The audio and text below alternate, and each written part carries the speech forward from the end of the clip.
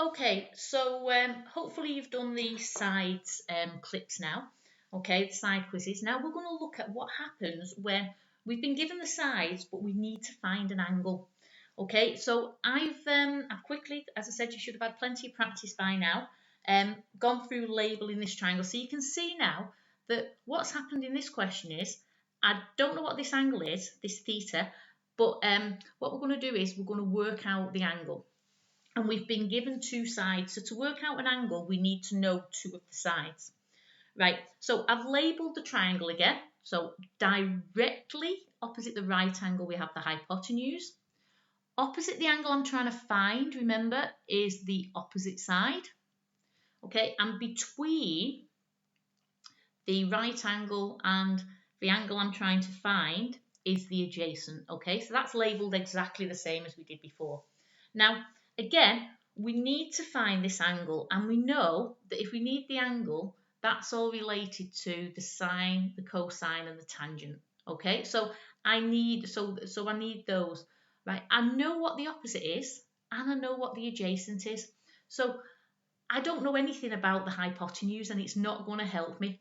So if we cross out that hypotenuse again, I'm left with TOA. So that means for this one, I'm going to use the tangent ratio. So we do the same thing again. We write out our ratio.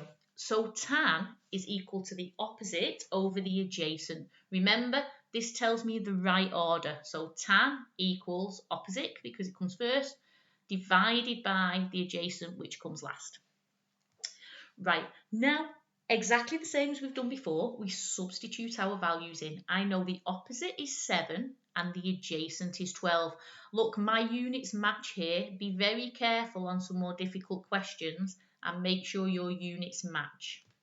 Okay, so let's substitute those values in. So tan theta, remember it's the angle I'm trying to find, is equal to 7 over 12. Now, on your calculator, you have the inverse of tangent. If you look on your calculator, if on the shift button, it'll be written in a different colour above your tangent button. You'll have tan to the minus 1. And if you look at cosine, you'll have cos to the minus 1. And if you look at sine, the sin button, you've got sin to the minus 1.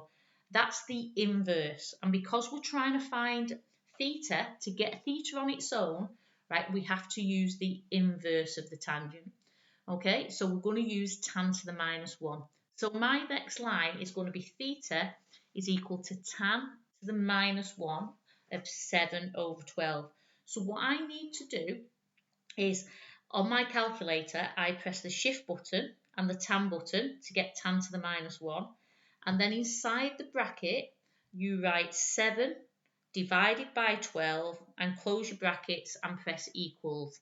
And making sure your calculator is in degrees again, okay, you should end up with 30.26, again to 2 decimal places. Okay, finding angles is always very similar. There isn't any real rearranging to do other than to remember to use the ratio to the minus 1 button.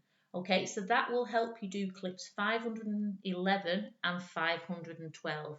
And then we've got one more video to come, which is all about how talking about angles of elevation and depression for clip 515.